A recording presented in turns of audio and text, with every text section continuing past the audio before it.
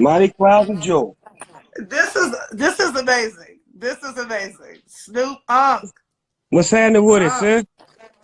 What up? What up? This is like. Hey, you know what? I slept on your live, and it was sounding so good. It was so real.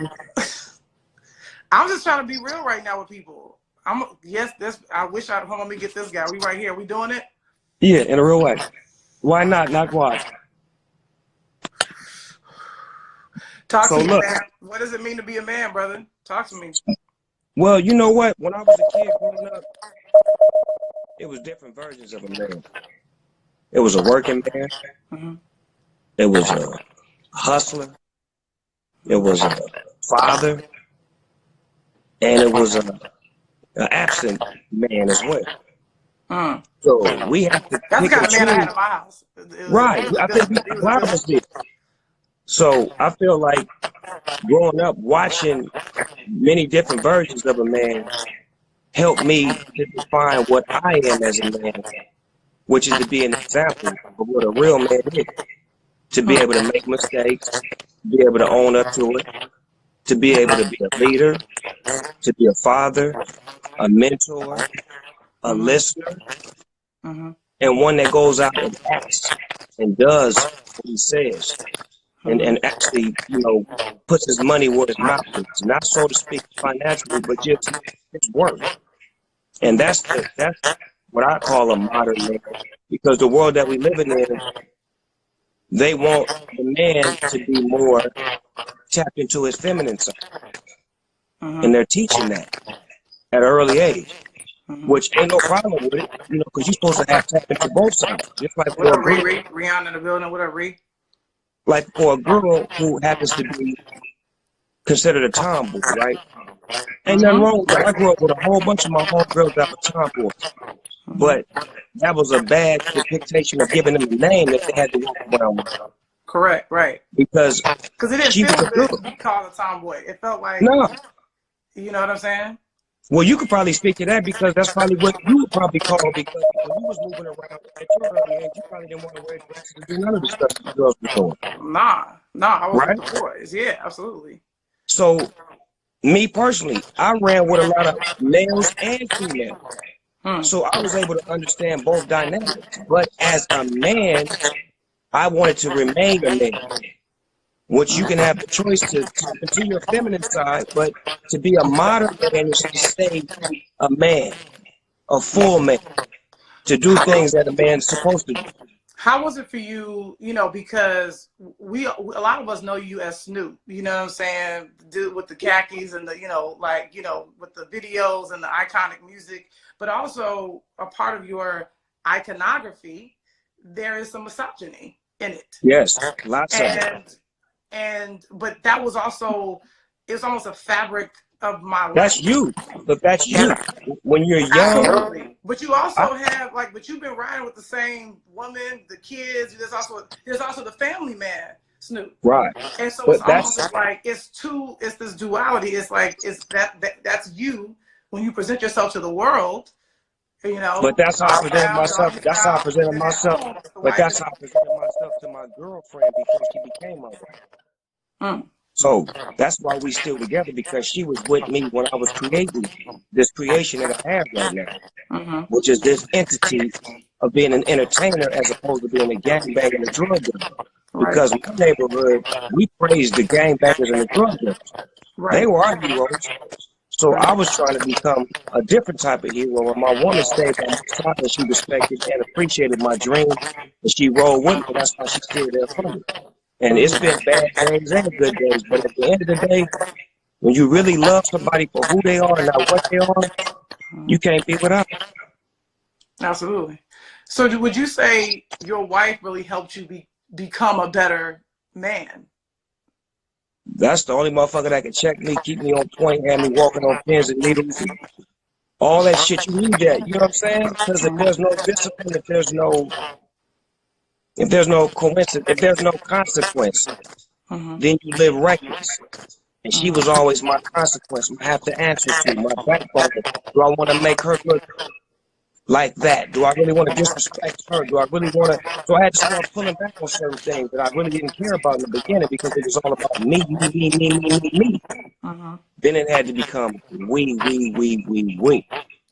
It's all about us. We. Yeah. Gang, gang, gang, gang. Do you feel like, you know, because I feel like you, in essence, you know, are a father to a lot of us. You know, I think you, in a way, helped raise us. Do you regret some of the lessons you've taught us? I truly do. And I truly try to do better. You know, my wife always say, if you knew better, you do better. So now I know better, so I do better. So I have a football league, and I mentor, and I Right, teach, and I see that. I give examples of doing the right thing, and I've turned a million gangbangers into a million rappers. You know what I'm saying? So it's like, to be able to raise your kids, you know, like the first batch of kids I raised them wrong. But these new babies, I'm raising them right. I believe you. I believe you. You know, if you come from a family where you got 5 or 6 brothers and sisters, usually the mom and daddy mess up with the first or the second. By the time you get to the third or the fourth one, everything right. Real. No, we watched you. I feel like we watched you become a man, you know, and we watched you evolve into this new type of father for us, you know. Right. I think we watched Kobe do it, we watched Nipsey do it, and I think that's why it was such a devastating loss, because these men had come into themselves. It's also too such an interesting thing when you look at certain, particularly Black men in our community. It's just when they've started to figure it out, just as they started to with Tupac, to Biggie, and then to some of our other leaders like Malcolm X, Martin Luther King, like just as they're on the crust of figuring out what it means to be a man, they sometimes get taken from us. And I think why a lot of us, I think, are grateful to have you, is because we got to see what that looks like when a man gets to completely fold into himself and accept his manhood. And you know what's crazy is that I had a relationship. I had a relationship with everybody that you mentioned. And from Tupac to Biggie, watching them as young men, we were all the same age, 24, 25. I had a baby. Biggie had a baby. Tupac didn't have a baby. Right. So he was kind of like, he didn't have what me and Biggie had. If you listen to Biggie talk before he passed away, he had a lot of compassion. Yeah. Tupac didn't have no compassion because he didn't have no babies. He was That's facts. That was my friend. But one thing he did have was love in his heart. Yeah. Because without him, I wouldn't have never married my wife. It was one night I had gotten an argument with her, and I was like rolling with the death row homies. You know, everybody was like, man, fuck that bitch. Go get you some hoes, nigga. You Snoop Dogg. Go get any bitch you want. I've heard Nigga, that before. Tupac pulled me to the side and was like, nigga, fuck what they talking about, nigga. You need to go back home and make that girl your wife because she loves you. Fuck me home. Ooh-wee. Yes, sir. Yes, sir. While he was playing the game, he told me that. Wow. So I take all of those lessons as far as like why I'm still here. Why did God leave me here to still be the one to grow before you, to become Uncle Snoop, to become the mentor and the father, and not the dark man, but the light man, to give you some light and walk you down the alley and show you where the light is at, as opposed to I used to walk you down the alley and you may not come out.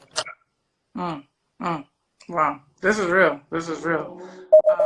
Snoop, I'm so grateful to you for calling in, for being all of our uncle and our reformed father. Well, I want to thank you on your line for what you did for me during the Gayle King situation. You were the first person who actually called me and told me to tone it down, and I was not listening to you. You called me real simple, like fuck that. Like I was just going off of you, like fuck it. I'm gonna say what I'm gonna say, and when your ass hang up, you gonna feel this love. And what I felt that love. You felt it. Did I get right? You did. You got right. And I think, you know, I don't have a lot of men in my life. Right. And as I've gotten older, I've met men that I can really trust and I can lean on. And you're a man that I looked to before I knew you. And then once I've got to know you, you had an opportunity to really show me who you were in that moment. Because I didn't know what to expect, but I knew I had to do what I had to do. I knew I had to call you and speak to you as a young woman, as your niece, and be like, yo, this doesn't feel right. Like, we need to communicate with each other. We need to talk to each other. We as a Black community are a family, because we don't know who we related to. You know, all our cousins was on the same slave ship. You know what I mean? So for me, I feel like we all family, whether we like it or not. And I really wanted y'all to really communicate. And what you did was one of the most beautifully, like, whether it be masculine, feminine, it was a time that you as a man showed up, you know, when you said, all right, I'm gonna fix this, I'm gonna handle this. And that to me was a beautiful thing. It really it set up a light in me that I was like, oh, okay, I can go to a man and explain to him why he did this thing that didn't really feel right, and then you corrected it. And I think that's the thing that I'm also about, is as a masculine presenting woman, I'm trying to make sure I always course correct. You did that. You did that. It ain't many that can bite and bark with the dog. You did that. You did that. You brought me down to the You did that. And you know what? Me and Chicago always had a love for each other. Like, Real shit. You better know it. Come on. You better know it. Bishop Don Magic Wand, my spiritual advisor. You hear me? My spiritual advisor. Tell you how to, you know, go make that money. No, real talk, real talk. This is really my spiritual advisor. Like, people laugh when I say that, but like, this man has really been good for me. Like, he keep God in everything he do. Keep me right. He was one of the people that called me too, that told me, church, you know, your mama raised you better than that. Because he don't never cuss. You ain't never heard Bishop use one cuss word. Never. Nah, he don't have to. It's the way you talk. So he like, your message, I get it, but you presented it wrong. So it's like, to even get advice from people like that, you know, I needed that in my life. We get to a point in time where we feel we bigger than everybody. We need to be brought down to reality. So thank you for putting me in place. Thank you, brother. I love you. I appreciate you. Thank you for joining me. We about to bring Lala Milan in here as my next guest, but thank you. You better bring her in. And look, I'm hearing your voice every motherfucking where. Like, God damn, you steady working. AT&T. AT&T. You hear me? Can you hear me now? That's our thing. Okay. You know, and AT&T, I think will help you out with your bills and stuff. I know shit's crazy right now. Yeah. You know how it go. I love you, brother. Thank you so much. I love you too. Keep doing your thing and keep this line of communication going, because we need more of this. Absolutely, for real, man. Thank you, brother. I appreciate you. I love you more today than I did yesterday. Yo, ditto, my brother. Let's keep it moving. God bless you. Peace, peace. God bless.